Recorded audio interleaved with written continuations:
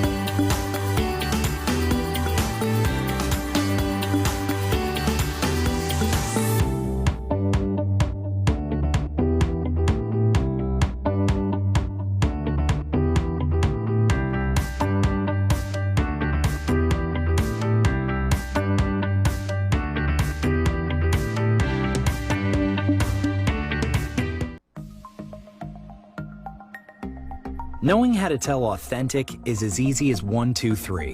Find it, match it, search it. Step 1. Find the style number on the tag. Step 2. Match the style number inside the jersey with the number on the tag. Step 3. Search it. A quick Google search of the style number will verify the jersey is authentic when the search results match the jersey being searched. Don't be fooled by counterfeit jerseys. Before you buy, remember to find it, match it, search it. Fan Zone, 2 locations nationwide: Center City Mall, Chaguanas, and Movietown, Port of Spain. Nationwide delivery available. WESN.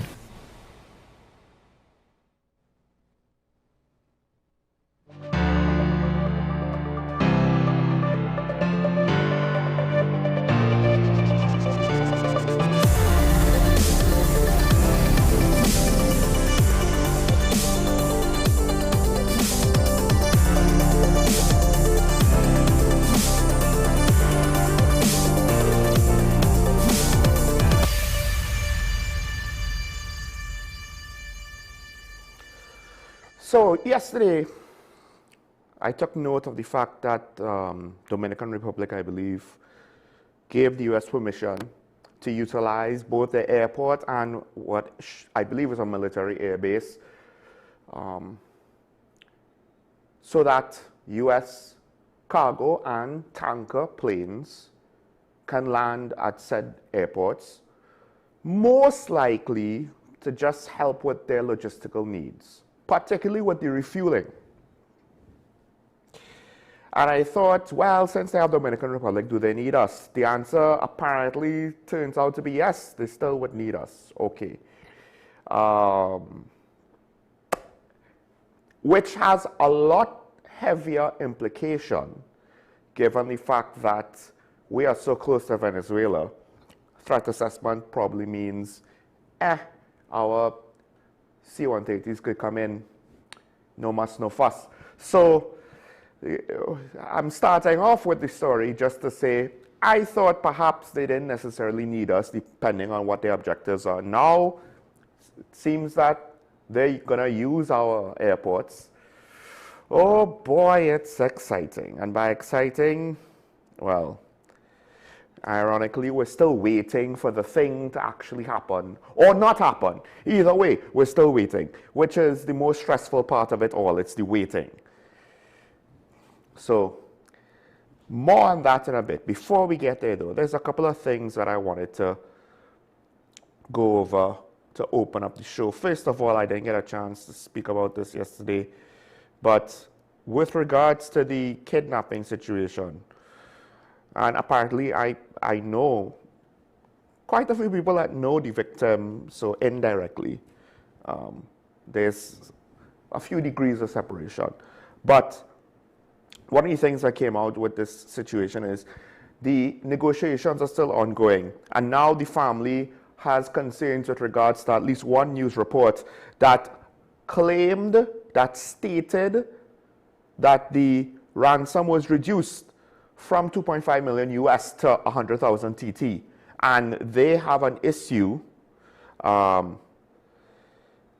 if this will affect the negotiations and potentially put the two victims in danger, right? This is one of those things where, especially if the report is making claims that may seem to come from the family and could indirectly or inadvertently put words in the family's mouth from the perception of the kidnappers, this is one of those things where it's very unknown. So I'm not entirely sure what the source of that information was and who reported it, but there have been a couple of reports now where basically the family or a spokesperson or a family member claimed that they were deeply disturbed. And this is just one of those things where reporting on everything and revealing everything to the public is not always the correct thing. It's similar to the fact that governments, being transparent for government doesn't mean you reveal everything, right? The question, of course, now is what you reveal and what you don't reveal. And the thing is, if you're there in the situation and able to examine each situation on a case-by-case basis, human judgment might actually, figure it out most of the time. It might be readily apparent or obvious once you find, oh, this is the pitfall of making this report public. Maybe we shouldn't do it. Ethically speaking, it might actually do more harm than good. It might actually do more harm than not revealing it.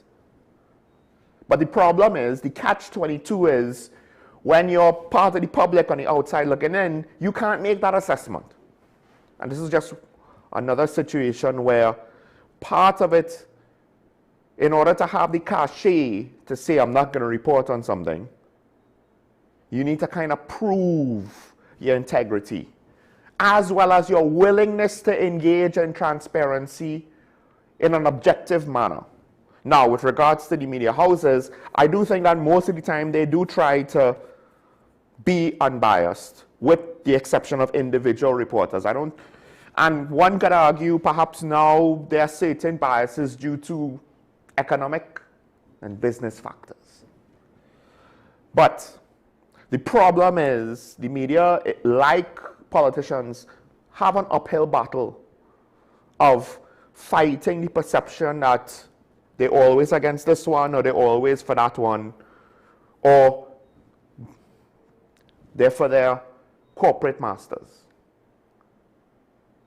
And one of the things that I find interesting is the inability for many people in high positions, whether media, broadcasting, journalism, or public offices, to not understand the very simple concept that transparency and objectivity on full display is a very powerful public relations tool. But they're so concerned about conforming to their own agenda for political loyalty, whether actually a political entity or a business who wants what, rhetorically speaking, would be the equivalent to political loyalty. These things matter more to them. They don't care that they expose the underbelly of the ugliness of their decision-making process indirectly because of it. They rather have a stooge, a mouthpiece, a blatantly biased, incapable of objectivity spokesperson by their side, because I guess that's what works in their internal office politics or internal politicking, whether private or a political entity. They rather that than think about the long-term issues of, yeah, this guy is not always going to agree with me, but as long as he's not unprofessional, his objectivity, his transparency is a tool that we could use to give us the cachet to do certain things that has to be done. This guy, this girl, that's why you see a lot of people coming up in parties, in public service, and maybe even in private business. They don't practice these things because it's not rewarded. And then it perpetuates a cycle. But this is an example of, hey, maybe get another source. And even if this was real, maybe don't reveal it to the public because it's that sensitive. We don't need to know right now. The family would know. They're the greatest stakeholders if it's the truth. The authorities would potentially know. The public didn't really need to know regardless of the truth of that story or not. So there's that. A couple other things to point out. This is just something by the way. Former Commissioner of Police Airlink Christopher says she's trusting God to bring justice to those who have conspired to end her career. Now, on one hand, I could appreciate that she doesn't have many levers to pull. But on the other hand, I would just like to point out the fact that to what extent is she actually fighting for her cause? She should know a thing or two with regards to what happened behind the scenes with her arrest. She knows the people involved. She knows the DCP that basically, seemingly, maybe we're wrong, they probably won't tell us if I am, led the charge to her arrest. The relationships we had with the National Security Council and the politicians involved that dealt with her on a day-to-day basis, on a month-to-month basis. She could reveal more if she wanted to. The question is, why isn't she? Potentially because she doesn't know enough to advance her cause, which it's not impossible, but I find that hard to believe. Potentially, there's too many skeletons in the closet, and if she starts revealing things, she'll reveal too much about everybody, including herself. At the end of the day, she was arrested.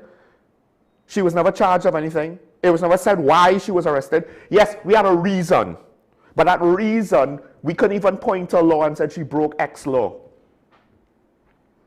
Maybe there's a loophole in the legal system. I could be wrong, but given the fact that authorization of firearms comes from the commissioner, and I don't think there's another piece of legislation that says by the direction of the Prime Minister or Cabinet or the National Security Council or the Minister of National Security. Or in this case, of course, that would have to change. But I don't think they had that. So even in the report that said she was arrested criminal inquiries into the unauthorized transfer of 2 AX2 bolt-action sniper rifles from the TTPS to the SSA. Exactly who was to authorize that didn't give the authorization based on the law. I don't know if a law says the Prime Minister has to authorize that, because you had the head of the SSA, the then head of the SSA, the then head of the TTPS. So exactly what law did she breach? I have yet to been told. And think about it. Think about the fact that potentially, because none of the reports could state what part of law did she break, potentially she was arrested with a half-baked situation of, well, we think this looks, when the government is going to arrest a commissioner of police on the whole, well, it looks wrong, it shouldn't be this way. But the law actually doesn't potentially tell us what is the law that she broke for us to charge her. It's similar to the judge's son with the PBR bus route situation. Oh, it should be this way, but it's not. And why is it that we get caught with our pants on? We can't even handle that properly. Because yes, there should have been something to say you can't just give, even though it's the head of the SSA. What authorizes it? Maybe it's the SSA legislation where they're not authorized. But the problem is you didn't charge necessarily the other people in the institution for more of the firearms that were granted, right? Bolt-action sniper rifles are not restricted firearms. The SSA has, the precedent set has allowed them to have firearms. They might have been better off with regards to the automatic weapons that were found in the possession of certain members of the SSA. However, then there's the whole situation where they use their SRP status apparently or something like that to give them cover. The long and short is, when you want to handle your stories with patchwork informal fixes and plasters and band-aids, don't be surprised when it starts to bite you in the rear end and it falls down like a house of cards. All of a sudden, the system that you turned a blind eye to, somebody did something you don't like and now you have to make it an issue. Except, again, sniper rifles. Think about this. All that rigmarole. Not one politician has said, you know, maybe we should update restricted firearms to include sniper rifles of at least a certain caliber. You know, something bigger than the average hunting rifle. It's not as though people hunt elephants here. But no, Parliament has not even looked at that. Parliament has not even looked at that. Technically, it is not illegal to have a sniper rifle. Granted, you need to get authorization from the Commissioner of Police. Oh, wait, apparently that's not enough. And then there's another story that came out over the last couple of days where stakeholders, they want an anti-corruption commission. Now, I would just ask the obvious question, who is setting up this commission? Who do we trust to set up this commission?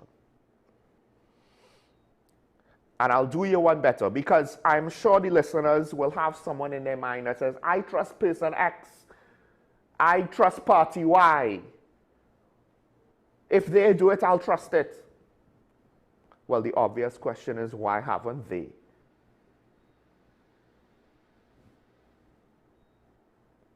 Campaign finance reform is under a similar boat. Why haven't anyone that's in a high elected office, that's part of the political election bodies, the parties, why haven't they championed this cause?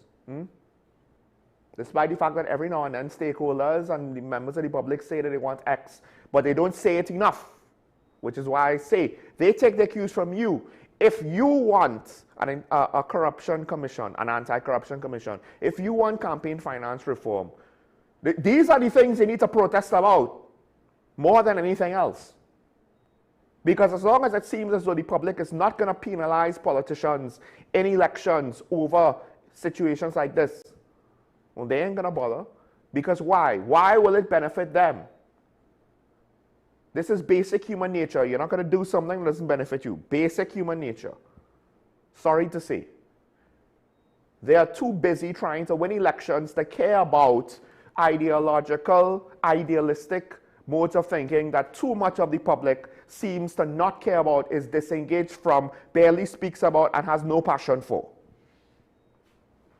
Passion in a rum shop, passion on your front porch with your friends, passion in a restaurant when you're speaking to somebody in hushed tones in the darkness, passion with your bedmate when you're talking about the meaning of life and what you wish could happen. That'll count. As one Prime Minister said, they are not in your bedroom. To hear all of that high and mighty talk in the privacy of your own home, it has to be done on a public forum. It has to be given a certain amount of weight by the entire society for the political class to actually care about it, to do anything about it.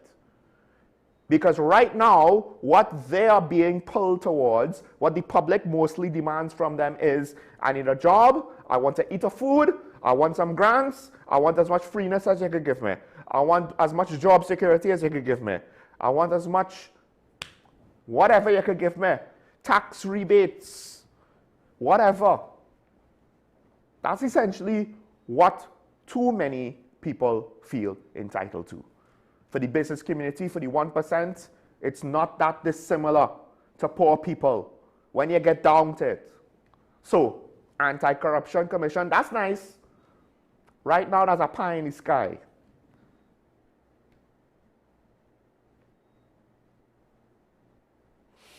I mean,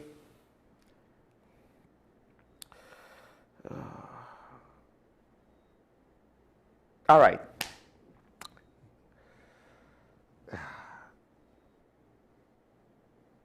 I'll leave that there. Let's take a break. When we come back, there's of course the big story. Now we are at least partially involved, right, with regards to U.S. operations, or at least we may soon be involved with U.S. operations in the Southern Caribbean. It takes a whole new meaning now, as well as the fact that the narrative that has been crafted, now all of a sudden, there's more questions to ask behind it, and the narrative locally, by our local politicians, now we have more reason to question it. We'll do that next. Stay tuned. This is Talking About the WESN. We'll be right back after this.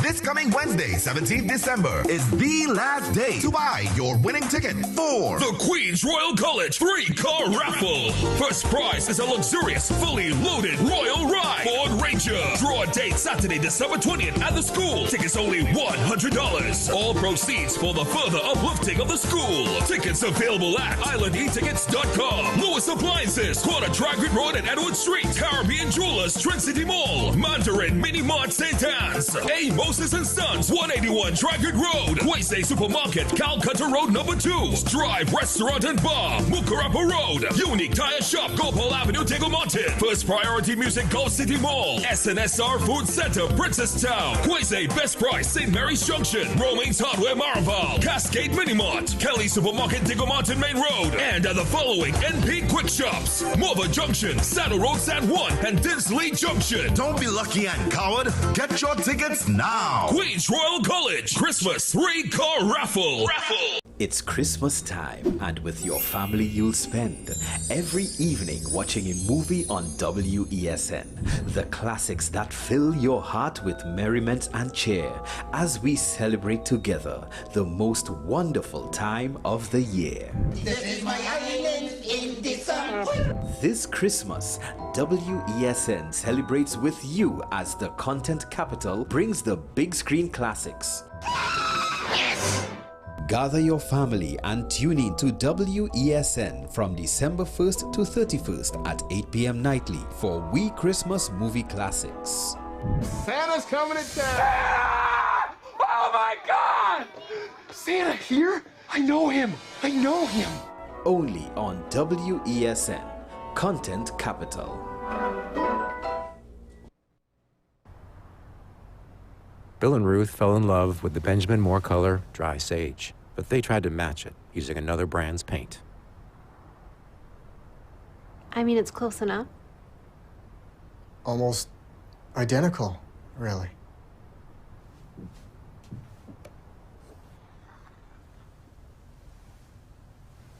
Yeah, there it is. Never trust another paint to be a Benjamin Moore color.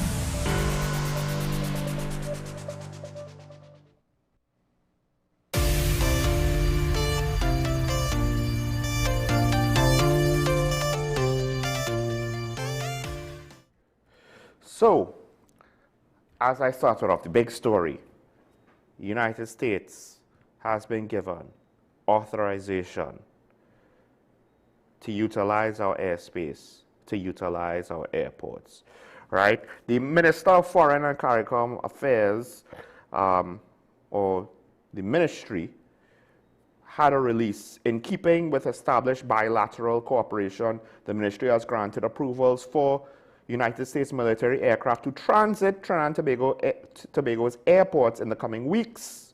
That's interesting. It's limited to weeks. The United States has advised that these movements are logistical in nature, facilitating supply, replenishment, and routine personnel locations. Now, in this case, no further information about the aircraft was apparently provided.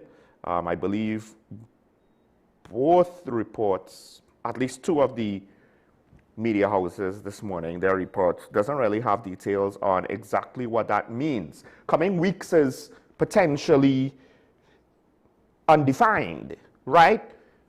Coming weeks could be what, 2 weeks, 3 weeks, 4 weeks, 6 weeks, 10 weeks, 30 weeks. Logistical in nature. What I believe it to be would, well, these were parts of the reports on the Dominican Republic KC-130 or C-130 aircraft tankers.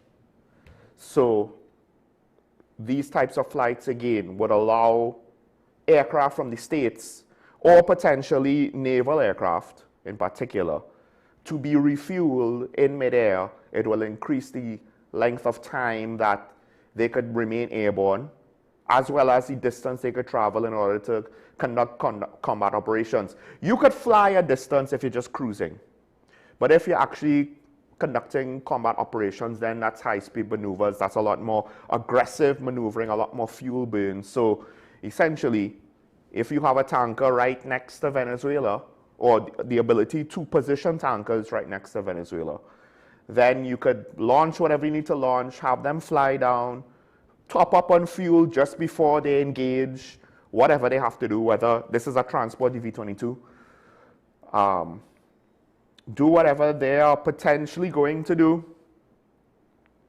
and then refuel, go home, right? And you could see now there's multiple legs potentially to this journey where they go from the US to the Dominican Republic, from the Dominican Republic to TNT airspace, from TNT airspace to Venezuela, right?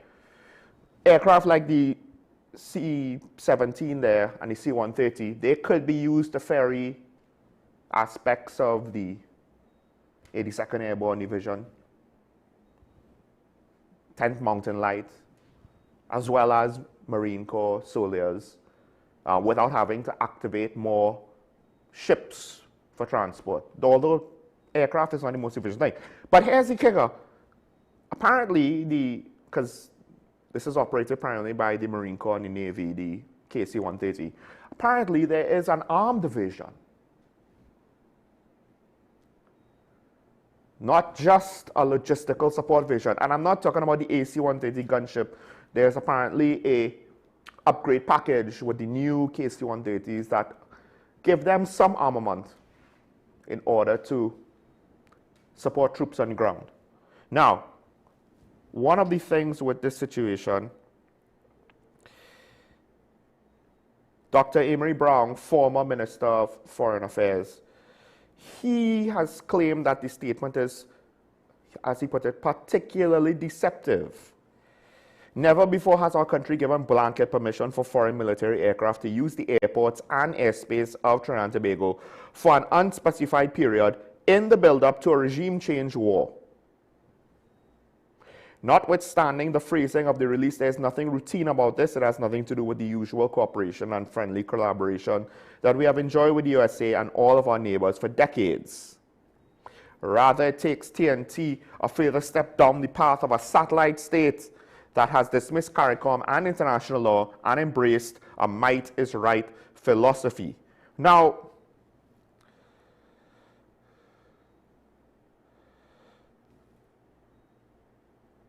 the one issue I have with this is that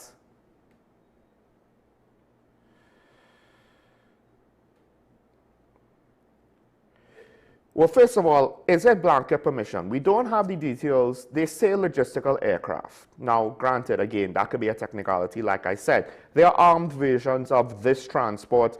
Maybe not so much the C-17 or C-5s. I don't think C-5s, I don't know if our runway could handle a C-5 Galaxy.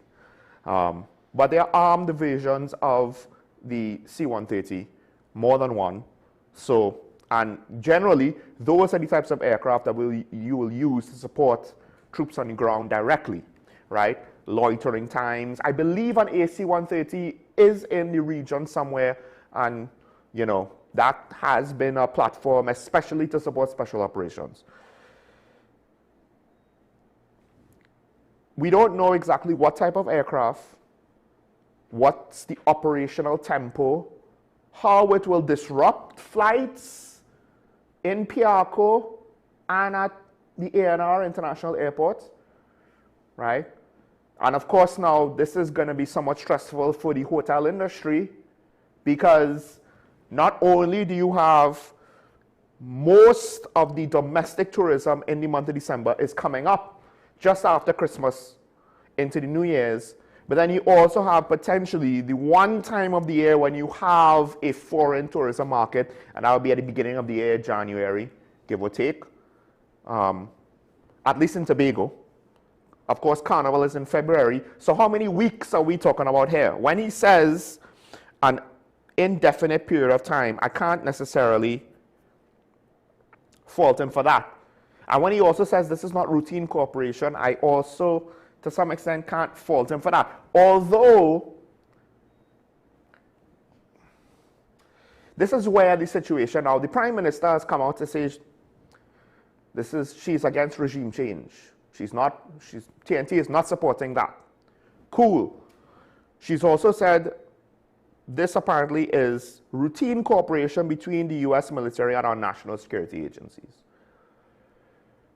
But in the context of the whole situation, the exercises are things we've done before, but the timing of the exercises gave the whole situation a different context that you had to utilize when you were assessing it. Now, the timing of, well, yes, we're going to utilize what I believe this would be the SOFA agreement, where, I mean, what did I say? I said maybe they were coming down here to scout out our airports and ports to see the suitability. Then there were reports that they installed stuff, not just your radar, but they may have installed something else at ANR. But let's go to the radar now. One of the things that I pointed to this radar system was one of the recent upgrade models of this system was an air traffic control function. And I mentioned that publicly from the very beginning. But then I moved away from that point because we didn't necessarily see any movement towards that. But now perhaps the US wants their own air traffic controllers, so they put a radar system next to one of our airports. Maybe there's some truth to the surveillance aspect with regards to TNT airspace, as well as maybe looking a bit further north to track certain illegal movements of drones or aircraft. Maybe there's some truth there. But from the very beginning, I took a note. Hey, there's an air traffic control capability of this radar. And it doesn't take much for military air traffic control, right? The US Air Force, I can't speak to the Marine Corps or the Navy, but the US Air Force, they routinely deploy on the ground, even with special forces, qualified air traffic controllers, because they're authorized to call in so many airstrikes. You need that level of qualification to ensure aircraft don't hit each other in the sky when they're loitering over the same target, right? So they're qualified air traffic controllers in the sense of they can handle an airport type scenario from their handheld radio and whatever minimal equipment that they would carry. And a mobile radar, of course, would offer them a significant amount of that capability directly. Again, I don't exactly know who is going to be there and how this is going to go. I'm just speculating based off of known capabilities of the US military. So that basically says we are a logistical node in American activities in the Southern Caribbean. So now, to what extent does the Prime Minister's words of not supporting regime change, to what extent can we 100% stick to that?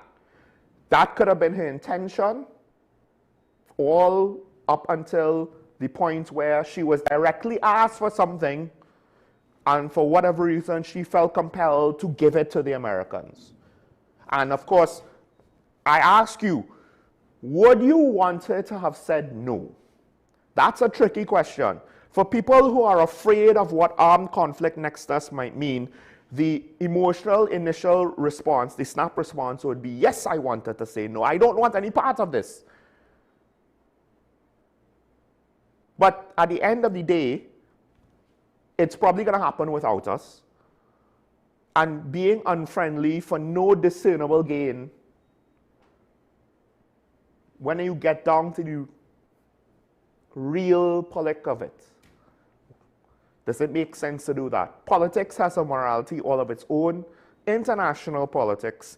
This is not international relations. This is international politics, as one political analyst told me.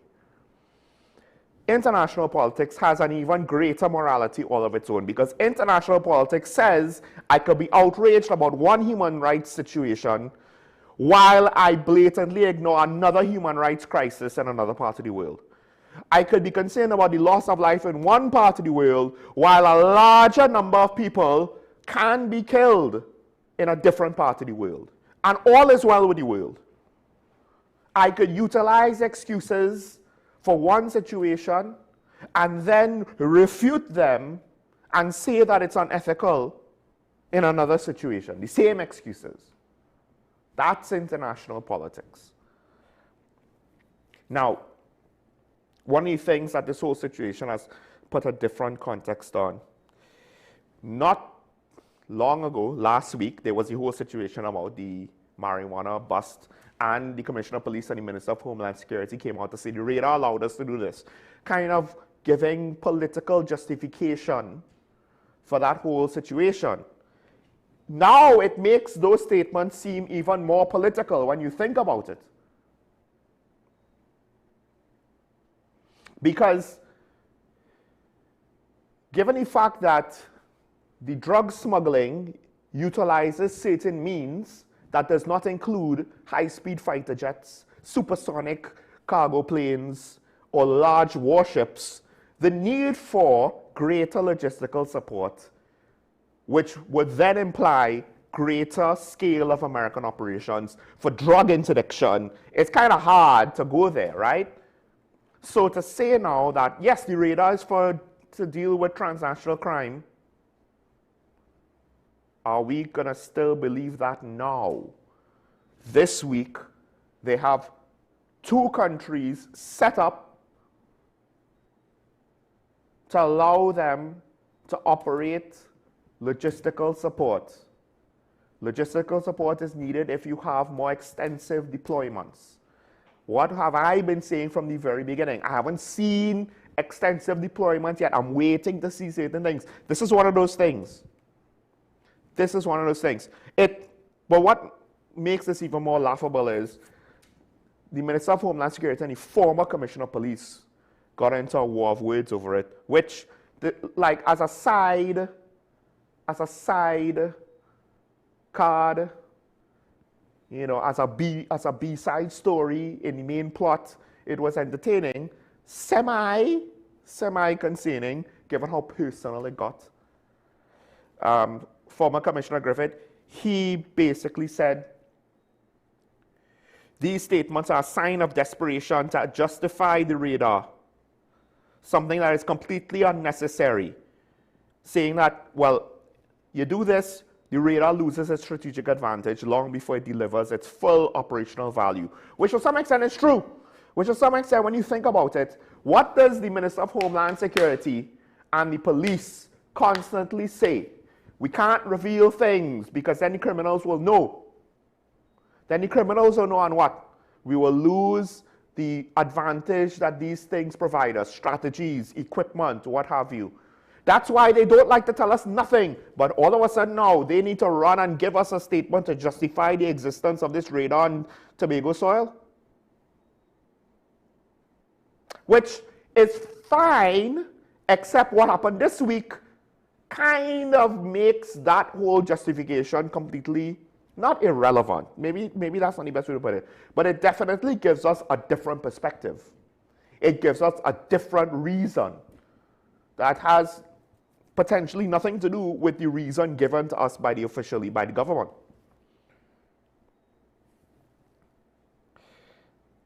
And just like I said, this is like the B-side story to this whole drama, where Minister Alexander and former Commissioner Griffith both then went into personal insults. Alexander said Griffith never been to war. Such experts never been to war who never was in a gun battle but read a book. And now they're the best. Meanwhile, former Commissioner Griffith countered, well, you know, there was conflict in the UK. I think he might mean Northern Ireland. Haiti. And then he was there for the 1990 coup attempt, which, to be fair, was a little bit of a big deal. Now, was he directly involved? I can't remember his name ever coming up. Don't quote me on that. I'm not a history expert on the 1990 coup. I was kind of very young at the time. And by very young, I mean primary school young. Early primary school young. So, yeah. And then, of course, it devolves into personal attacks after that point where, you know, Griffith said, you've never been to war, talking about Alexander, but I think it is rumored you have been in one war, which is against a dictionary. And then the minister said, well, this ankle bracelet is for your mouth because all you do is talk, talk, talk, talk, talk, talk, talk. Your name should be Gary the Parrot. Griffith acknowledged that response, calling the minister a joker, and then going into an even further personal dig, saying my biggest regret as commissioner was to promote this joker. During working hours, he's posting to social media. That's why he's a failure that never achieved anything in his police career. I don't know how fair that is to say,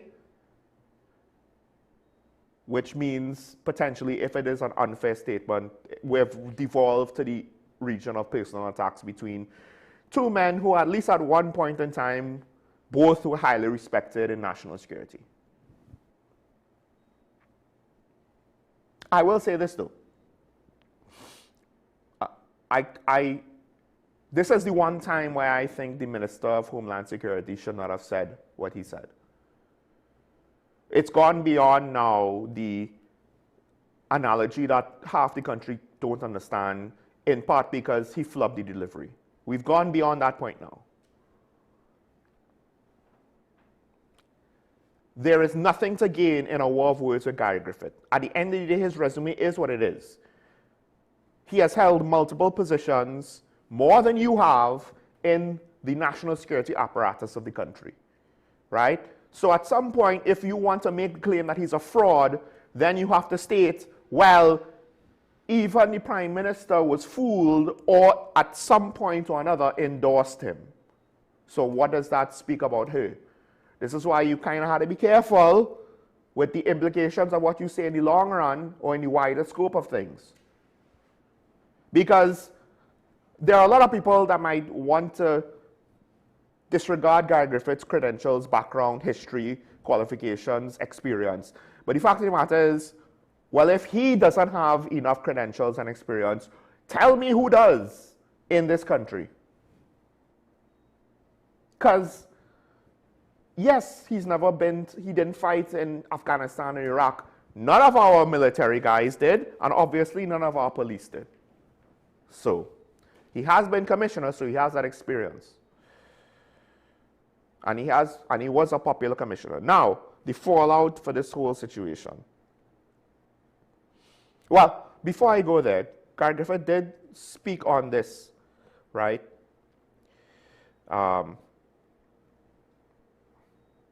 One, he's looking at the whole situation when the American troops, potentially if they get shore leave in Trinidad and Tobago, which is not necessarily impossible, but I don't know how likely that is. They will need resupply. Now, will they take supplies from us?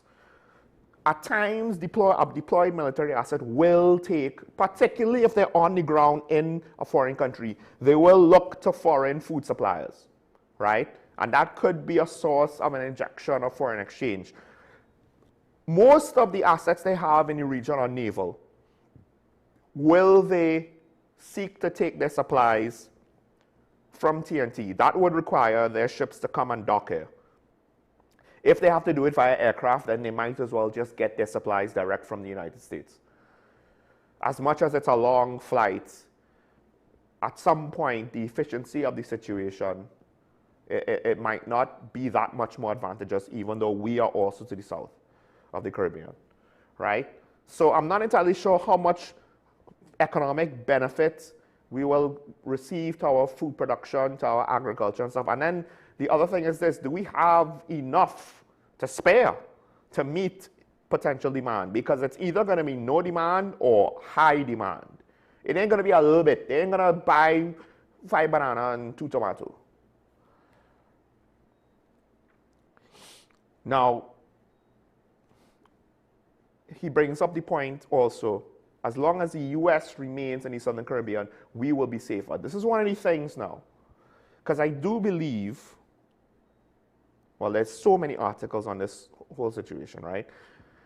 I do believe one of the arguments that has been made, of course, is we need to stand up. I think Dr. Emil Graham might have said this. No, it might have been Stuart Young.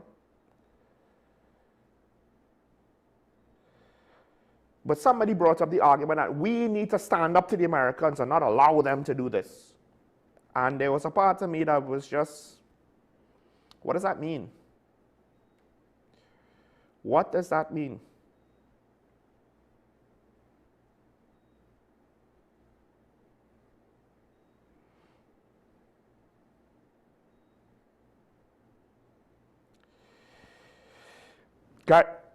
Gary Griffith made this statement: I wish to remind the country that for the last few decades, the U.S. has been very instrumental towards the safety and security of not just Trinidad and Tobago, but throughout CARICOM. The U.S. also has a responsibility throughout the Caribbean Basin Security Initiative to assist in developing security with CARICOM. Because a lot of people want to say, well, we can't allow this to happen. And my counter to that is, well, how are we supposed to stop it from happening? We could deny them use of our airports, our runways. Could we deny them the use of our airspace? At least in the immediate term. We might have to sue them in their courts. Maybe we could get restitution. But at the end of the day, is it going to stop them if they feel the need to do so? It's not like we have our own jets we could send up in the sky to challenge them. And even if we did, would we want to take it that far? So, in response to now and by the way, the US president apparently has basically stated, we applying the Monroe Doctrine here. So, woo, full circle, baby. We are back to, I mean, on some level, this is international politics of an earlier time. Whether you like that time or not, that's a whole other question. But I would argue that the times of war kick-started a couple years ago when Russia decided, I'm going to do my do.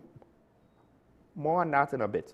Venezuela has issued a statement denouncing the direct participation of TNT in colluding with the US, calling it an act of piracy that resulted in the theft of Venezuelan oil. This is about the oil tanker. I have no idea exactly how we supposedly directly were involved in the US taking the oil tanker. I mean, it looked like American helicopters to me. I doubt they needed our Defense Force personnel to board this tanker. If anything, they train us the fast rope. Why would they need to include us? I don't know. So the Vice President, Delcy Rodriguez, she gave out a statement. In immediate response to this escalation of hostilities and serious aggressions, Nicolas Maduro has made the decision, so she's making a statement on behalf of Nicolas Maduro. Venezuelan President Nicolas Maduro has made the decision to immediately terminate any existing contract, agreement, or negotiation for the supply of natural gas to TNT. Because they have full knowledge of TNT's participation in the theft of Venezuelan oil committed on December 10th by the US by taking the tanker. I'm paraphrasing that last part. I find that's very interesting. That they say this now and not then. Now maybe, assuming that they have intelligence that we participated, notice how unlikely that is, right? That would be the explanation. Well, they only now got their intelligence, so they only now know, so they're now making a statement. Again, why would we have been involved in taking this tanker? With the exception of it was in our waters. Did we give them permission? Just because it's in our waters doesn't mean that we gave them permission, huh? The Americans didn't seek permission from Pakistan when they went after Osama bin Laden. Let's just remember that. So, they have decided to sever energy ties with us. Cool, right? First of all, again, the Prime Minister and the government's rhetoric was, oh, our relationship with Venezuela is great. Well, and I get it. I did not take issue with her saying that because from her side and her point of view, Trinidad and Tobago, her administration did nothing directly against Venezuela. Unless they want to claim the drug boats. She was calling for the interdiction of that. She technically, up to this point at least, never voiced support for regime change in Venezuela. So, now though the narratives of we have a good relationship with Venezuela, we're not for regime change, it's harder to put stock in those narratives from the Prime Minister. It'll be interesting to see how she communicates moving forward. And dare I say, this is why, now granted it's an unprecedented situation, so I don't know if any of our public relations professionals would have been able to navigate this. But hindsight is always 20/20. I would argue perhaps the public messaging by the Prime Minister on some level may not have been the best, not the worst. Prime Minister has come out to refute the claims that they colluded with the oil tanker seizure. Right? It's false propaganda. And again, it's highly doubtful that we participated, which means that there was no intelligence of our involvement to be discovered on December the 15th. So the timing is, oh, they get to use your airports. We're going to now come and have this statement, not to make it look like it's a reprisal for whatever reason, but we're going to take away the thing that you want, despite the fact that given the status quo, you can't have it anyway. It's kind of laughable, to be honest. It doesn't mean anything to us. Folks, Venezuela severing energy ties with us right now, at this moment, doesn't mean anything. Because under threat of being sanctioned, we couldn't move forward with any of those deals anyway. Right? Every time it seems as though the Venezuelan government complains about TNT over what the Americans do, whether they say we're involved or not. We get the brunt of their criticisms, complaints, and insults, not America, which is a very heady thing when you think about it, and kind of ridiculous, in my opinion. Not everybody agrees with me. The Prime Minister said if Venezuelan government has a problem with the seizure of the oil tanker, they should take it up with the United States President Donald Trump. It was the U.S. military that seized the sanctioned oil tanker. In the meantime, we continue to have peaceful relations with the Venezuelan people. And that might be the key point of her statements. She didn't say the Venezuelan government. The Venezuelan people, some of whom voice their desire to see the back of Nicolas Maduro, to never have him continue on in a leadership role in the country. Right? One former energy minister basically said the same thing. The recent developments amount to no shock or major blow for TNT because there was never any gas supply coming into the country from Venezuela in the first place. So the Dragon gas deal currently is dead. If we want, essentially, even before this statement was made, on a practical level, if we wanted to have Venezuelan natural gas, we kind of need Maduro to go. Or the Americans to just pack up and go home, remove the sanctions, and just acknowledge his presence, give up, and let him do what he does. That seems very unlikely.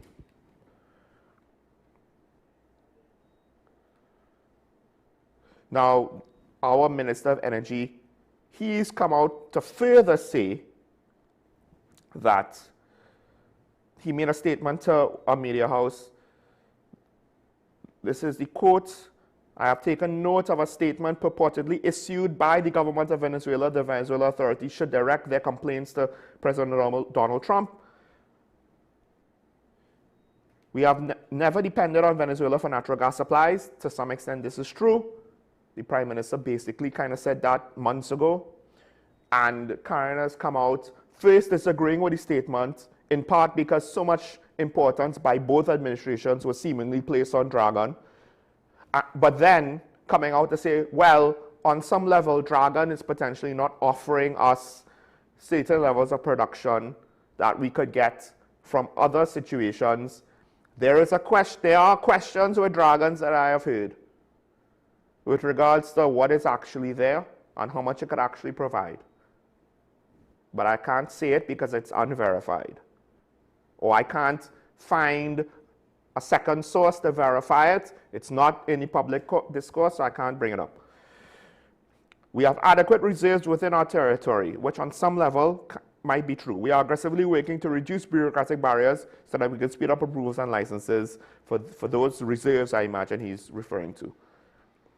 This is, Mr. Munilal continues, "I find it an act of hypocrisy since the government of Venezuela continues to engage with the USA and its Chevron that is exporting heavy crude to the refineries on the US Gulf Coast. So they continue to do business in the oil industry with the United States, but then make these erroneous statements about TNT.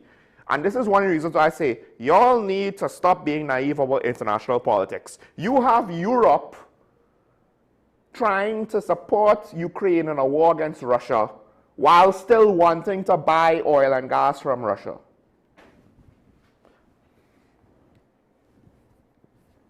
So,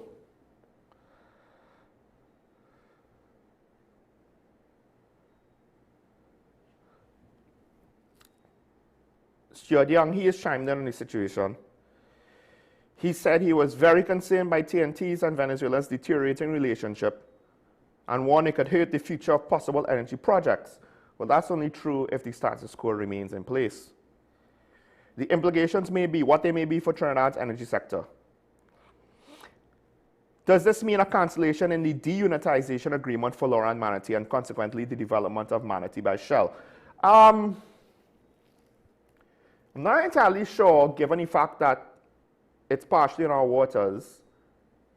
If we decide to move ahead with those projects unilaterally, what is the restitution that they can claim from an international court?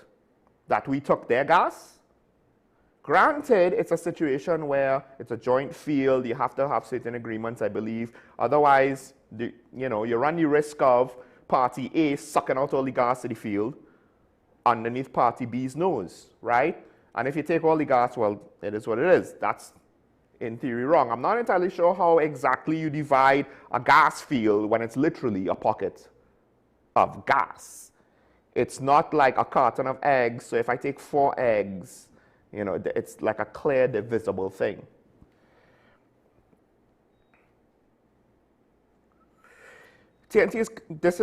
Stuart Young went on to say that we're facing serious challenges, and instead of solving problems, the government is destroying the energy sector. We don't have access to Venezuelan gas because of sanctions to begin with. This is not just a Trump thing. Biden potentially was not satisfied with the Venezuelan elections. Yet any international agency say that those elections were free and fair. So I haven't even, they probably exist, but I haven't even seen Russian or Chinese statements to the fact, right? So I'm not entirely sure exactly how this is doing more harm to an energy sector that was already blocked from engaging with our neighbor to the southwest, right? More importantly, this is international politics. This is diplomacy between America and TNT as much as it is between TNT and Venezuela. And I do think this is one of those things now where, ironically, internal politics and political ideologies are now clashing, because the PNM is a lot closer to the Democratic Party than the Republican Party, seemingly. As much as they say, oh, we work with both sides. Well, I'm not too sure about that, because ideologically, philosophically, policy-wise, I don't always see it.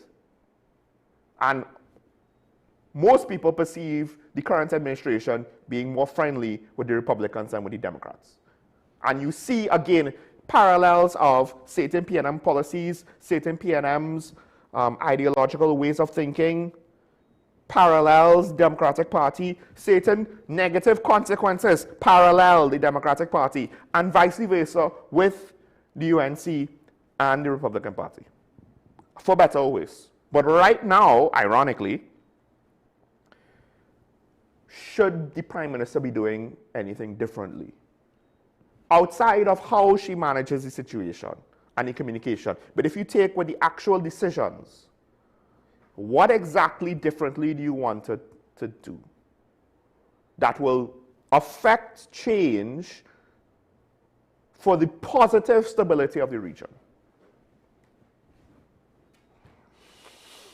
Because I think one of the things that we need to understand is, I always marveled and appreciated the PNM under Dr. Keith Rowley with his Minister of Foreign Affairs at the time, Dr. Emery Brown, and the Minister of Everything, because he was the Minister in the Office of the Prime Minister, so he was involved in a lot of these high-end things, as well as Minister of Energy. So he was involved in the energy talks, Stuart Young. I always appreciated and marveled at how they balanced the international relationships between us and China and us and the United States. And seemingly was able to get away with not picking a side, at least during the years right after COVID, during COVID and years after. But now in 2025, particularly ever since Russia went off and said, hey, we're going to start a war, when China is building up its military, so you have all of Southeast Asia looking at them funny. Now we've reached a point in time where everyone is picking sides, and there might not be room to remain neutral. Not if you want to continue with good relations with at least somebody. That's the catch to the situation. If you want to remain neutral, you risk on being on the outside of both parties, on being least favored by both sides of the divide. They're not gonna wait and see and give us an understanding or whatever. They're gonna prioritize the people who prioritize them. China has a lot of other nations willing to go in Belt and Road. America could prioritize a lot of other people with regards to energy deals, economic trade deals, and more immediately with regards to the tariff situation. With regards to who has 10% tariffs, who has 15% tariffs, who has 25% tariffs on goods imported from their country to the US. We export stuff to the US. We import food, we export downstream petrochemical products. And we got some tax breaks on that recently after being hit with a 15% tax. I wonder why we got hit with that 15% tax when the expectation was 10%. Because we had no falling out with the Americans, right? And potentially we could wait out the situation. We could wait out the situation with regards to Trump. This is the second term. Somebody else has to come on board. But will the new Republican leader be that much different? And the new Democratic leader might have a not too dissimilar stance with regards to the international politics of the situation. Because strategic concerns of the American government transcends party politics between Democrats and Republicans. Meanwhile, I said I'll get to this later. Apparently, Russia has indicated that it is now open to Ukraine joining the EU as part of a peace deal. One of the things that Russia was Russia was worried more about NATO and NATO coming closer to their borders. But the fact that they are open to something that sees Ukraine more tied directly to the rest of Europe rather than being tied to Russia. It could be a sign that, hey, maybe they want to exit this situation, get off of this raging bull that they have been now riding for maybe far too long. One of the things is, what has America done in the last 2 weeks? They seized a sanctioned tanker that was operating on the behest of an ally to Russia, and they have also made moves to put logistical infrastructure or secure logistical infrastructure for potentially a more extensive deployment into the Southern Caribbean, which means there's a willingness now, or there is a more telegraphed willingness to utilize military assets directly to execute American foreign policy. And that sends a message not just to Venezuela and to CARICOM and to Latin America and South America. It sends a message across the world, for better and for worse. Because we think that the default state of man is peace.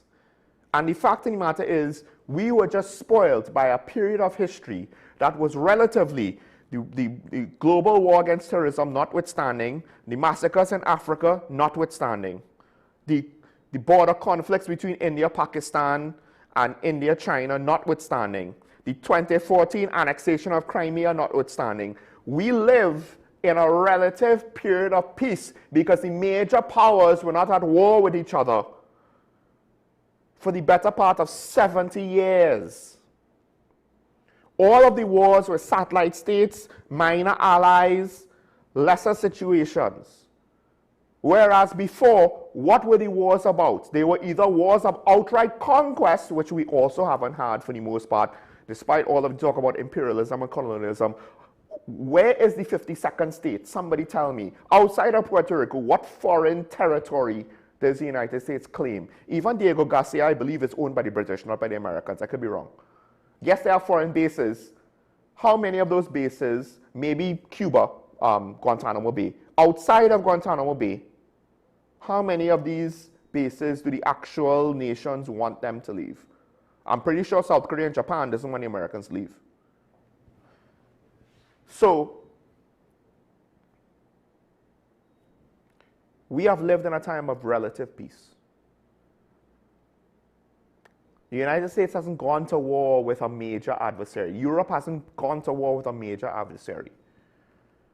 It's all low-intensity conflicts. That's what we know of as war, to the point where the American military were transitioning to new platforms and procedures to fight the new war and undermine their own ability to deal with these actual near-peer adversarial threats, which they're now trying to reverse course on that in certain aspects. We haven't seen that. Even they were fooled into thinking that's a thing of the past. Everybody was disarming. Everybody was, enjoying the peace dividends. Russia, we're trading with Russia. They're not going to cause a war now. Global trade. Yeah, China owns a lot of United States debt, but the reality is China is dependent on America with regards to a certain significant amount of their economic growth, because that is their trading partner that buys the stuff that they make. And now both countries are trying to move away from that economic interdependency, potentially to both of their detriments, and both of them don't care about it because they don't actually want to be linked by trade anymore. That's the signal that Donald Trump and Xi Jinping is setting. Xi Jinping is saying, I don't care how much money we make off of the Americans. I don't want to be dependent on them buying our goods, because if they turn off the money, we will have issues strategically. We don't want to deal with that anymore. And the Americans are saying the same thing. We don't want them to be our main source of manufacturing, because if we have an issue with them, that could be a strategic problem for us. So the whole thought about trade, bringing peace, bringing nations together, they are actively trying to move away from that in 2025. And that's why I say, to say that we're going to just be neutral and everything's going to be fine, nine. The world is changing. De-dollarization is probably going to happen. Different nations are going to draw up new trade agreements because the global economy is not quite what it was. Because if COVID didn't happen, this all might not have happened. Because everyone was getting rich. Global trade was making everyone rich. The problem is COVID happened and it upset global trade to the point where we haven't fully recovered. Consumer behavior, spending patterns, trading patterns, shipping patterns have not reverted back to their pre-COVID numbers or their pre-COVID patterns. And that has kind of upset certain apple carts. And this is the result. The world is changing. We can't operate as though it's still 2019 or even 2021. Things are changing. We need to be willing to identify how it's changing and how do we then, where do we find ourselves in what the new world order is going to be. Because at the end of the day, why do we expect it to remain stagnant? As new world leaders come online, as new challenges are presented to various different regions. Look, there was a report concerned about climate change, right? Wetter than usual start to the 2026 dry season. But I remember this time last year, we had hella rain in December as well. Now, I'm not too sure if technically the dry season started then. As new challenges come up, as weather patterns change, as spending patterns change, as development levels change. Look, China reforested. They have a great green wall to prevent sandstorms and prevent erosion. And it changed, it affected their water table. They planted more trees, and it had negative consequences on their water supply that they did not anticipate it because they planted so much trees. So just because something is good doesn't mean you could do it to the extreme and expect only positive dividends. New challenges will come up, and then what will happen? Now China needs to find a water supply. And as these things comes up, we are going to be in the middle of the storm, the good ship, the little ship TNT, having to navigate it.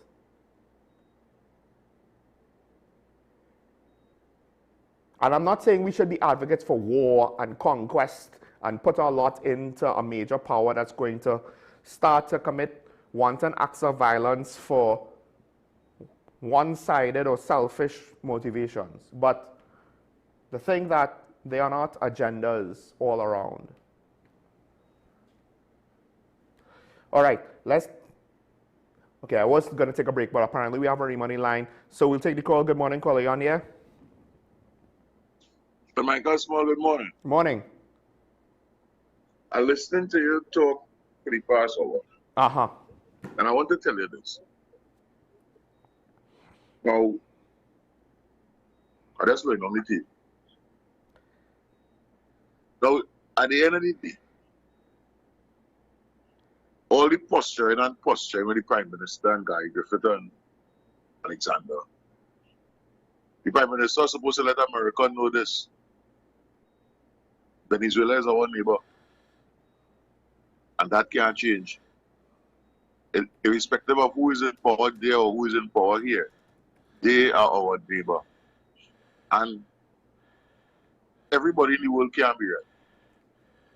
Everybody can't be democratic, everybody can't be socialist, communist, or otherwise. We have to have differences. And I heard you talking about conflict just now between India, Pakistan, Japan and North Korea and South Korea. And I want you to look at Trinidad and Tobago. Because in Trinidad and Tobago, everybody celebrates Christmas. Everybody celebrates Diwali. Everybody celebrates Eid. And everybody celebrates Carnival, which is pagan. Because Carnival is festival of the flesh. We worship in the sun god. So it's time for these leaders in the world to understand that it can't be all democratic all the way around, because democracy has its flaws. And America must be made to understand that they are not the be-all and the end-all of the world. And we don't have to go there, and we don't have to buy from them. There are other people who we could sell to and who we could buy from. And maybe then Donald Trump would understand that this posturing and you want regime change. Because when you look at what he's doing, exactly what he's standing for, he's doing the opposite. Piracy. Yeah, you seize an oil tanker in the sea. So suppose our next country decides to seize an American tanker. What is he going to say? I'm going to come and blow you up? No. And this is the problem we've been having. All right, look at Gary Griffith and Alexander. Gary Griffith is saying Alexander shouldn't release strategic information. But what is the strategic information? The radar cannot detect a pirogue in the swamp. As I told you yesterday, the radar could have detected pirogues in the swamp. America would not have had a drug problem, because they'll be able to detect everything that's coming across their borders, be it land, sea, or in the air. So it's time that is for big men and women, the Prime Minister come clean. Because we were always an American base. It's just that it gets more glaring now. And you can't hide it. And the majority of Trinidadians don't want this conflict.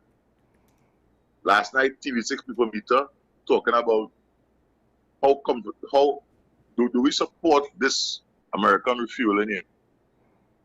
10% said yes and 90% said no. So in actuality, the persons who we put to run this country are actually doing things against what we, the people, want. And I find it's time that we have to have a balance where that is concerned. Because if you ask all Trinidadians, nobody wants no conflict.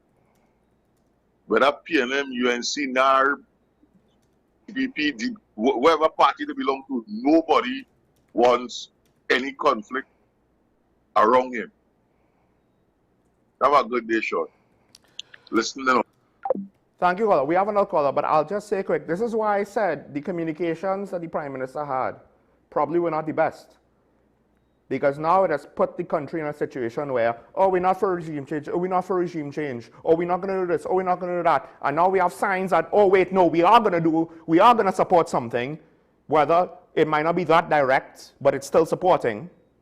And now you have people that feel very aha about it, and I can't fault them for that. I do disagree with some of the points you made on a technical level, but I understand where you're coming from because we were not prepared for this eventuality. As much as we saw it coming, we were not prepared for being involved, much less the Americans doing whatever they wanted with or without our permission.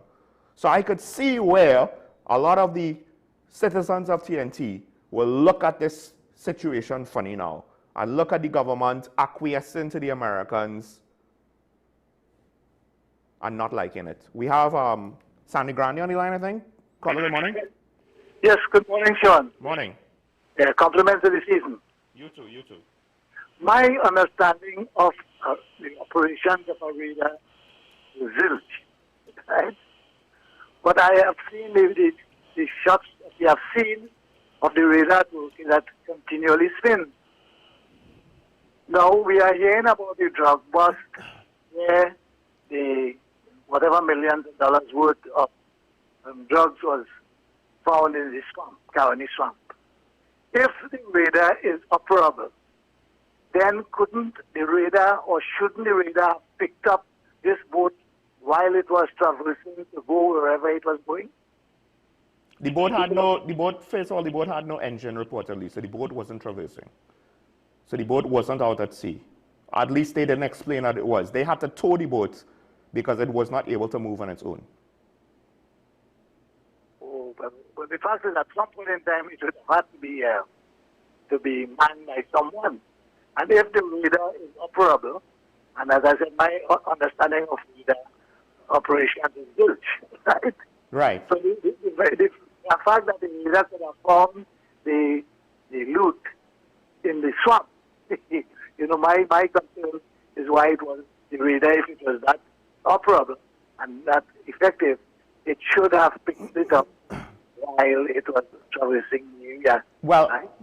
I have a basic explanation as why that is most likely not the case, which I spoke to on Friday, but I could give it again. Right? Anything else to add, caller?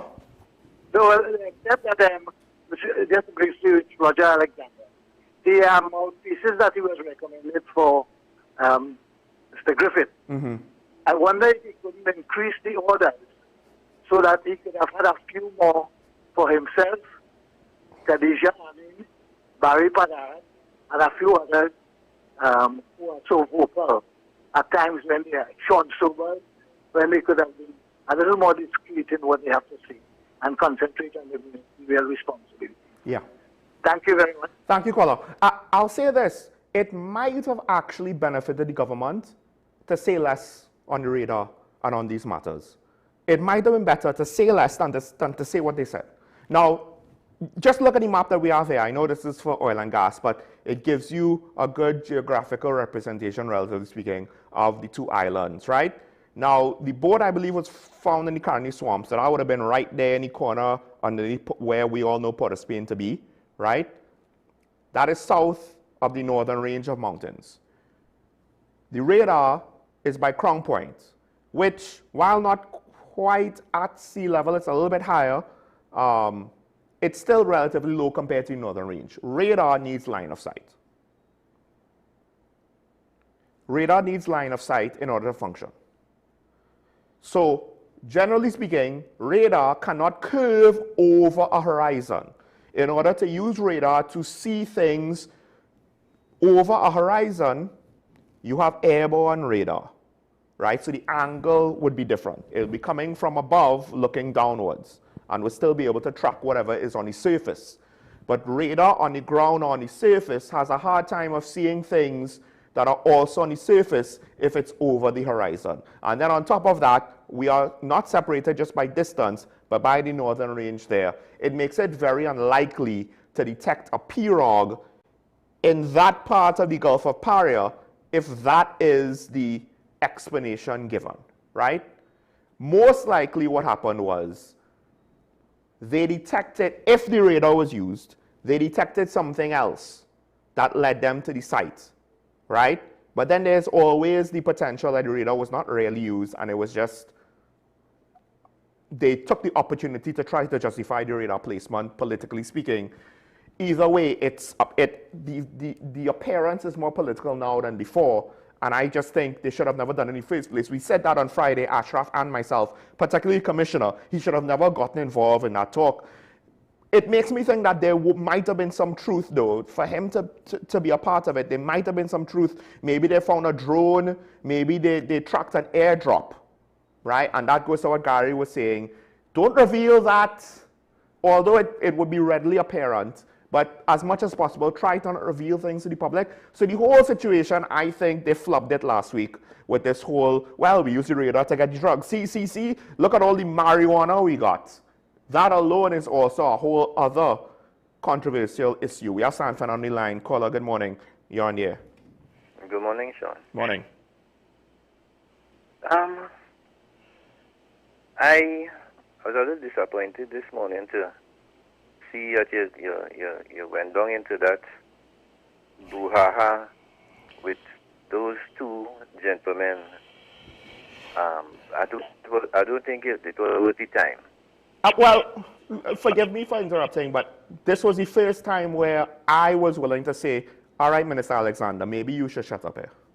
Yeah, but Sean, let me tell you something. That's, what do you call it? That my pants bigger than your pants stupidity with the two of them. Yeah. We don't need to hear that. Yeah. I thought the best explanation was Mr. Dindial, who came out and talked about that, and we should have left it there. Even Mr. Guevara's comment about dengue and his officers, screening officers to get dengue, that and all was. I don't know what is wrong with. Apparently, there seems to be some kind of foot-and-mouth disease going around among officials in the country. And like we don't, and they're not telling us there's an epidemic among them. Mm-hmm. No, I think we need to go back to, despite what is happening, and despite how unsafe a lot of the population, because the caller from Arima, yes, is quite on point. It's quite on point. Now, our economic situation seems to be quite apparent, or economic woes, let me say that. I have been out and about for the last 2 weeks looking at what's happening because it's Christmas season. There seems to be less people out and about spending money. I was surprised on Saturday and Sunday at the traffic situation in Gulf City. Gulf City is normally a thriving place. Mm-hmm. South Park is normally a thriving place, and there is seemingly, especially the weekend before the weekend of Christmas, that normally is a busy period, Sean. You can hardly get around San Fernando. Mm. That is not the case. That is not the case.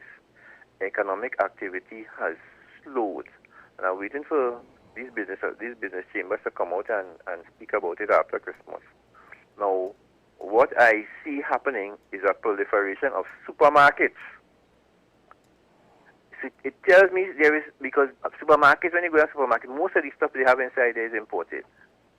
So it's telling me that the supermarkets seem not to have an issue with foreign exchange, because they are all stocked up to the hilt. Mm-hmm. There was even a new one open, a big one open over the weekend in Southeast. All these supermarkets, everybody advertising on the television is specials. All of them. I have visited all of them in South here. And so there is some anomaly in the system. It tells me if the supermarkets are full to the hilt and more are opening. I know about 4 supermarkets that opened in the last couple of months in South here. It tells me that they are getting foreign exchange. So it tells me supermarkets and they don't have a problem with getting foreign exchange. Mm-hmm. Mm-hmm. So what is happening? We need, I think the central bank, they're not having enough people out in the field, and it was apparent when Minister Hawaii had that media and did a presentation earlier this year. And there was a lack of some certain information, because I don't think that they have enough people in the field gathering data to be able to give a more comprehensive report on the situation. And I'm challenging the central bank. They need to put more people in the field to gather information that they can have more comprehensive reports. Because there are a lot of anomalies that are happening in this situation. There seems to be I've been sitting with business people who complaining about getting US dollars recently here. Or they have, because as we know, it's a trader economy that we run in, and I am not seeing the government getting down to talking. I said a crap about they concentrating their time talking about war and trying to defend themselves, and we are not seeing more talk about diversification. There's an issue right now. Let me say this, Sean. There's not an issue. There is an opportunity in the livestock sector with farming.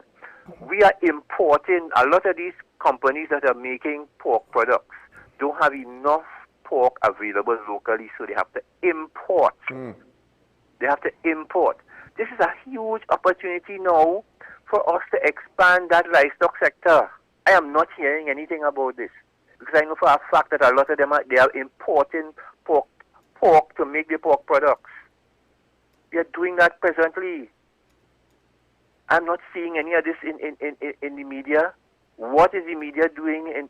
I'm just speaking in general. To find out these things, I am a one individual, who have a capacity to go out there and to gather information. I am not any journalist. What happened to them? Let us see the opportunities. Talk about these things. Trying to be in this spiral, and I don't know where we're going to end up, but it ain't going to be a nice place. Have a good day, Sean. Thank you, caller. So here's the thing.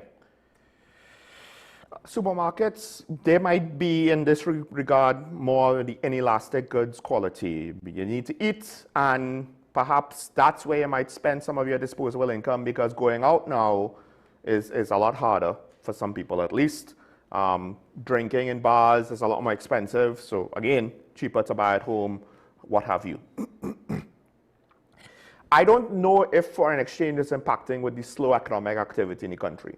I think it has to do with not enough money in the system. I think it has to do with certain jobs more or less being taken away, right? Forestry, CPEP, ERP, certain low-income jobs that helps drive a certain section of the economic activity in the country with regards to moving certain products more, right? And then the money, of course, they spend their money, the businesses that, receive that cash, then spend that money, and it trickles, and we just have less money in circulation because they cut certain jobs. Now, the back pay might actually counteract that in theory, except given that amount of money to a small group of people I'm not an economist, so I don't know for sure, but I would question if it may cause inflation, and by then now, potentially, it doesn't have to be a lot. Inflation might then restrict the benefits of having $3.8 billion in circulation. Because again, what are they going to do with the money? A lot of them are going to potentially spend it for Christmas, at least parts of it, right? They might save some, but they'll spend part of it. And that money, of course, will go to the retailers and service providers who will then now have, it will just, that circulation of money, which to some extent is also, at one point I was taught, credit creation, because I spend $5 with you, then you spend $5 there, then you spend that $5 there, and so on and so on. Technically, it's the same $5 rotating around, but we're all able now to buy what we need because it's circulating. And that lack of circulation, I think, is the concern. And that could be an issue with domestic levels of income and economic activity that is not necessarily directly related to foreign exchange issues. Now, you were saying the government, they don't only talk about war and justifying and what have you. I think it's the case of they're trying to have their cake and eat it too. Because here's the thing, on some level, we're stuck We either go with the gas we have or we get Venezuelan gas. But right now, there doesn't seem to be any realistic way to have energy deals with Venezuela, regardless of what they just said. 2 months ago, it doesn't seem to be any realistic way to have energy deals with Venezuela. September, no realistic way to have energy deals with Venezuela, right? Even August, it was getting questionable because of the politics of the region, because of the global politics applied to the situation that we could not fight against. So we have to work with the confines of these factors that we have to work with, because we are not strong enough to determine our own factors. So if we want Venezuelan oil and gas, technically speaking, I'm not advocating for it, I'm just saying it how it is. We should then, if that is a priority for us, then regime change benefits us. If we prioritize stability over access to that oil and gas, that's fine. I have no issue with that. It's not about what's right or what's wrong, it's what do we prioritize. Some people will prioritize, no, I don't want war. That's cool, I understand that. But I think the thing is, this government was trying to have their cake and eat it too. We're not endorsing anything. We're only for this. We're in this box. They were speaking the words that the public wanted to hear. The question is, did they mean what they said? Because just because they now potentially look as though they're going in a different direction, doesn't mean that they didn't mean what they said back then. But that's still a legitimate question. In the long run, were their intentions to not be involved in this? And for whatever reason, now the government was compelled to give the Americans the okay. The problem that they now find themselves in is that I don't think anyone will believe that scenario, regardless of how plausible or implausible it is. Because people are going to feel, to some extent, they were hit a 6 for a 9. Right? So, let me just say this with regards to Arima. One of the things, and then I'll go to the comments and continue because it might be linked to one of the things that he said. What did he say? If someone else took an American tanker, what would they do? It's very simple. We need to kind of step off and stop judging countries like how we would judge ourselves and how we would judge situations where we as individual citizens and what we could do and what the law means. International law is not governed by a legislative body based on an elective cabinet and legislative body. There is no international legislation. International law is treaty. You know why countries don't mess with other countries? Because they don't want war. That is more or less the reason why. We don't mess with other citizens because we don't want to run afoul with the government, one. And then two, there is also the fact that, hey, if we pick a fight with another citizen, we end up in a fight. We don't always want that. But governments operate in a different way. So the reason why we eventually saw less and less conflict between nations is as the benefits grew. Well, first of all, nuclear weapons started to exist, so all of a sudden, just going to war with your rival wasn't as safe as it used to be. So it gave everyone a chance to pause and think. And then now the people underneath the superpowers of the world, those guys are too big. We don't want to pick fights with them. So it gave us a veneer of peace. It didn't mean that that peace, as much as the politicians would like us to believe it was predicated on ethics and morals, international politics has an even different level of morality on its own. We have Arima. I think Arima's back. Good morning, caller. Hi, good morning. New Arima, good morning. Yeah. Now listen, I would like to tell the drivers and them, the drivers of the nation, of the drivers of Trinidad and Tobago who use the road on a daily basis. I want to tell them, not because you're driving a big truck, are we driving a small car on the road, or you will take advantage. The drivers and them have no respect for us, the small people that drive in the small little cars on the road. They will just come in front of you and at the side of you and just watch you like, I don't know, like they want to take over the whole road. I want to let them know that our lives depend on everyone that driving on the road of Trinidad and Tobago. And I want to tell them when they see us on the road, just take all your big truck and move out, go somewhere else, because all you too advantageous on the road. Too much deaths on the road. You understand? And we don't want no accident on the road. Too much. We can't take it no more. Big trucks and them they should find somewhere else for the big trucks and them to drive. Especially when they have those big things on it. Find a next location for them to drive and leave us alone on the road. Because too much of lives have been lost in on the road. Thank you very much. Have respect for us on the road. Thank you, caller. I agree with that 1,000%.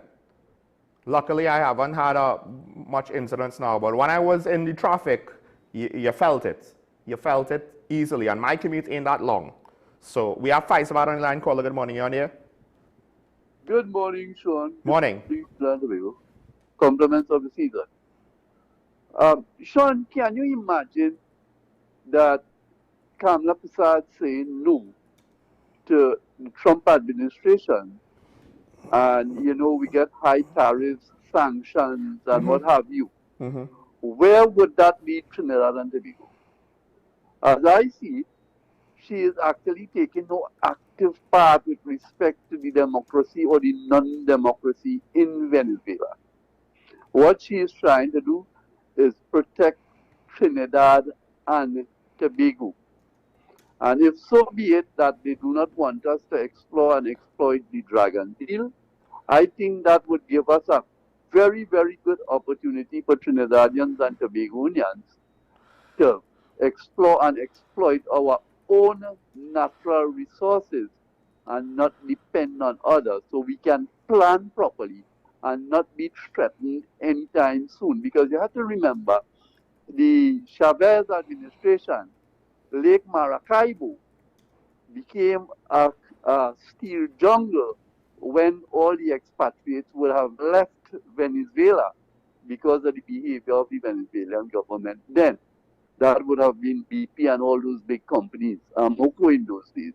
So, you know, Kamala is caught between a rock and a hard place. I think she would have made the right decision in the interest of Trinidad and Tobago. So, I'm not phased or anything about that, because when you have an opposition leader who cannot stay in the country, it tells you something about democracy.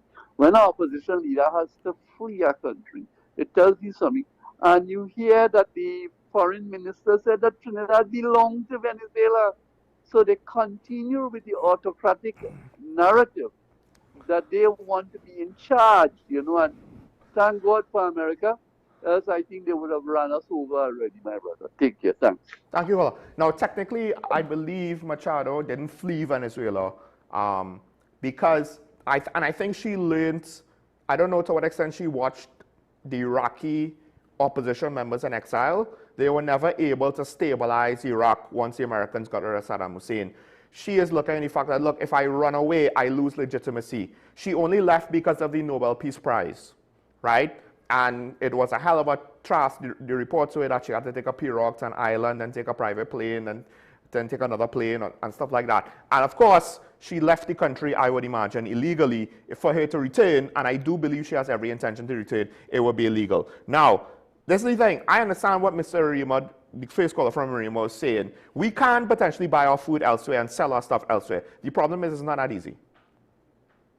We need to have willing customers and a willing supply that is not already being sold to someone else. And here's the thing. We could buy our food from Europe, it will be more expensive. We could buy our food from Africa, it probably will be more expensive. We could buy our food from South America.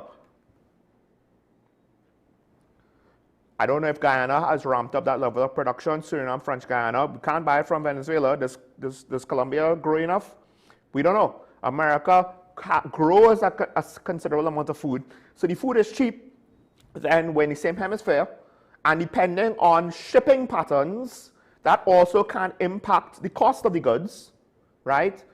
Granted, all right, maybe we could import our food from the South Pacific because they, in theory, they utilize larger cargo vessels, much larger than what goes to American ports. The problem is, those ships can't go through the Panama Canal, from what I imagine. Those ships, mainly, they conduct trade between Asia and Europe. So, to what extent can we experience significant savings for the importation of goods directly from Southeast Asia to us, and not through the port of Los Angeles and then heading east and then eventually to us? See, that's the thing. How much of our goods directly comes to us or comes to us through a different intermediary than the United States? Because by coming through the United States, now we could benefit somewhat from the economies of scale of, well, it's all of what we want and what the Americans want is coming across on one big ship, as opposed to us trying to get direct access. So the economics, it's not that easy to have another food importer or to find another customer for our goods, right? And then, as Mr. Faisalabad said, we depend on them for our security. Venezuela did say late last week, we're a territory of Venezuela. We belong to them. We belong to them. Now, you might think, they're not going to attack us. We don't know if America did not exist, if they would not have attacked us. We don't know for sure, right? You might say, why would they attack us? Why would Russia attack Ukraine? Why does anyone attack anyone? We assume that is the default state of human society. But human history has a lot of people want to point to the history of Trinidad and Tobago and the PNM and how long it was. The length and breadth of human history is war and conflict. Fighting over resources like land, like food, like timber, gold, silver, and now rare earth metals, uranium, oil and gas. Oil and gas, a lot of the fighting around World War II, World War I was around oil and gas, particularly World War II. So, what does Venezuela have? Oil and gas. Why would they look at Essequibo and Trinidad and Tobago? Oil and gas. What's better than having what I have, and having what he has? Even if he has less than me, that still means I have more. And some people, they never have enough. We need to stop looking at countries as though there is a moral good in international politics. There is very little, if any, moral good. There is individual agendas by all countries. You think the European Union is a moral entity? You think the UN is a moral entity? How many ethnic cleansing situations happened in Africa? And what did the EU or the UN do to stop it? That's almost their backyard, as like how the Caribbean and Latin America is the Americans' backyard. It's the same hemisphere, relatively speaking, right?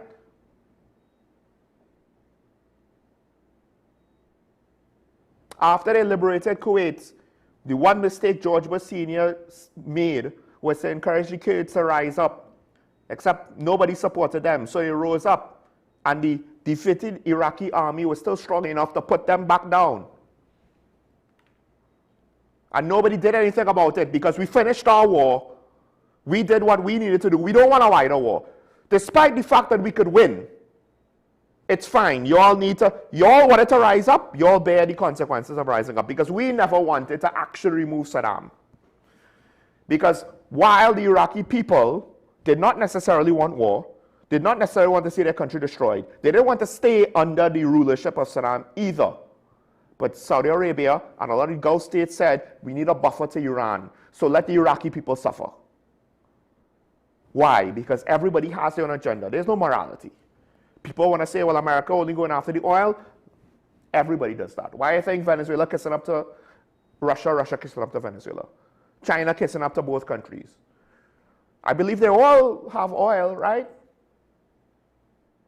But everybody wants friends if the friends helps them to advance their own agenda. We have some comments to take. Let's go. Now that the government position is open support for U.S. military exercises against Venezuela, if war breaks out, how do you feel it would impact Trinidad? So here's the thing. First of all, there might be economic activity that could give us some benefits. I don't know how much that would be, and it could be negligible, right? Gary Griffith was alluding to that. That's number one. Number two, Venezuela could always be have a bad mind, right? It is a bit of a stretch though. When the Americans were defeating the Iraqis, they set fire to the Kuwaiti oil wells. In part, it slowed the Americans down a little bit, but a lot of it, one would argue, was them just being bad mind. If I can't have it, well, I'm gonna mess it up for you. Would they do that to us? The thing is, they keep targeting us with their criticism. And as pointed out by Minister Munilal, the Prime Minister, they don't target the Americans, right? So, can their reprisals on the overall situation, which doesn't need to have anything to do with us, can it be their reprisal be targeted at us? Potentially, yes. It might seem illogical, but A, the Venezuelan government does illogical things. Like, why give the Americans an excuse to attack you in a time when they're looking for an excuse by saying, well, you know, our neighbors, they really should be ours. That does not seem like a friendly thing to say at a time when you have people looking for any excuse to say, oh, he's unfriendly, we should deal with him now. So, barring Venezuela trying to do something janky, like fire missiles, and I don't necessarily know how many missiles they have or drones they have to utilize for this purpose, right? Barring they send something at our oil platforms or some random shot towards Trinidad itself, they can't really do that much damage to us. Granted, if, you know, some random attack could occur, there will be very little benefit to them to do so. So that does still make it somewhat unlikely. Barring that, there isn't that much risk because this is not going to be that type of war. The real risk is the aftermath. The real risk is if the situation goes out of control and Venezuela destabilizes further, which is arguably a very likely thing to happen because there's not a lot of people who have expertise in executing a regime change successfully, particularly now in 2025. They did it in 1945, but the circumstances were very different then, right? Venezuela is positioned to, you could see the way that they could do it, but that doesn't mean that they will actually be able to execute it. So that's the risk. If war breaks out, it's not during the war. It's not during the war. It's what's going to happen afterwards when you have potential humanitarian crisis of more refugees wanting to come here, when you have a vacuum of authority and potential insurgency that's going to then now spill over to us then. It's not necessarily going to be Venezuelan military and the fighting and people miss the aim and we get hit. It's going to be when most of the fighting is done, now you have former military people who are accustomed to a certain lifestyle that their dictator regime afforded them, and now they want to try to find their corner of the world somewhere else. Some of them might look here. Some of them might look here. And if the destabilization leads to more violence in Venezuela, that violence will also spill out over here. If the drug trade starts to prosper in full, openly, right? That also could trickle along here. So it's the aftermath that we have to worry about. By the way, speaking about drug trade, one of the reasons why we might have less money circulating in the country is there's less drug money in the country.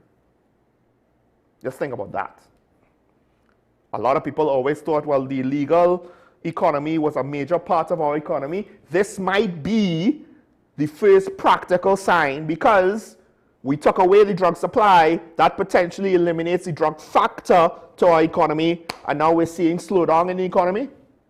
It's not a definitive proof, but it could be a sign that this might be more true than we think. Let's take the next comment quick.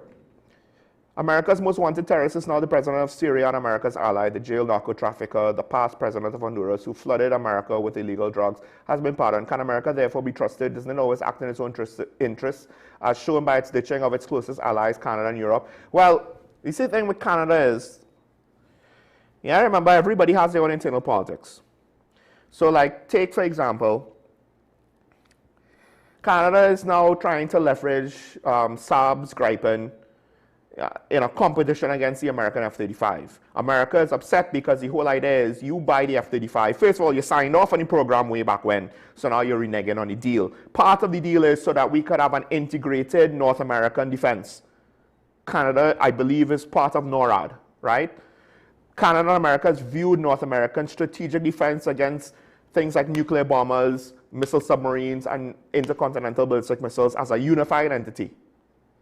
And now they're upsetting that apple cart because they want to play politics. So it's not a unilateral thing. Also, Canada is a potential vulnerability point for drug smuggling now.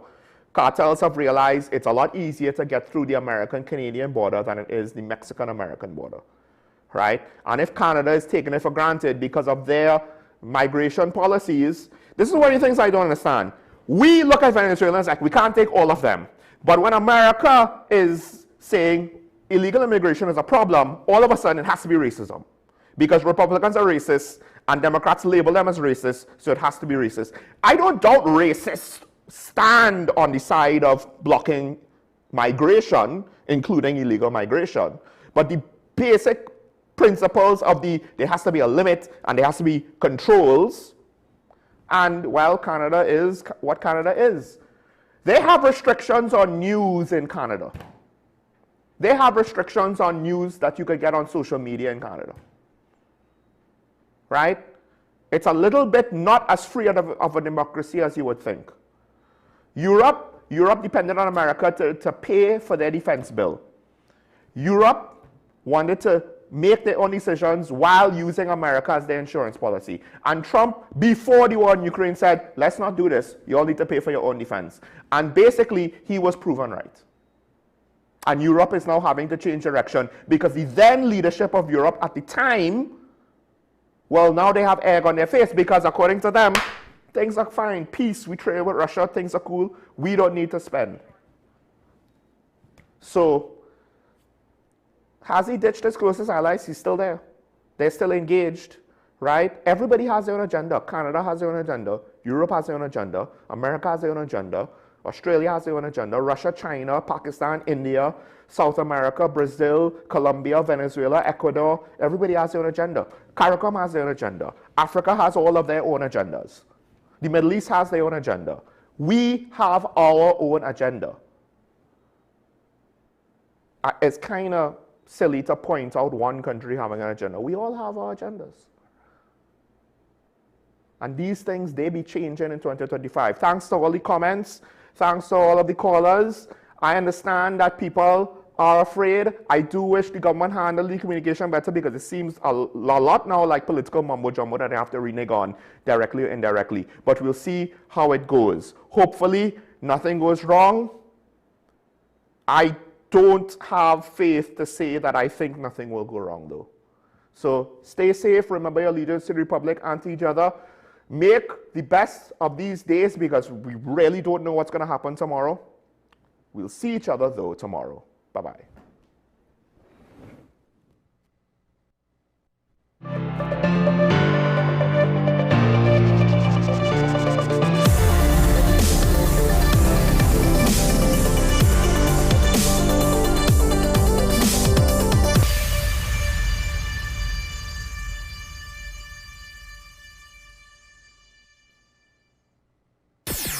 WESN.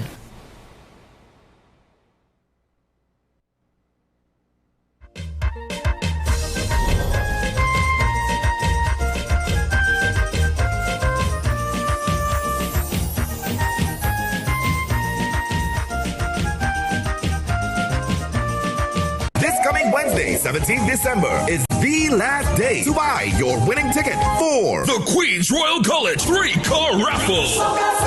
First prize is a luxurious, fully loaded Royal Ride Ford Ranger. Draw date Saturday, December 20th at the school. Tickets only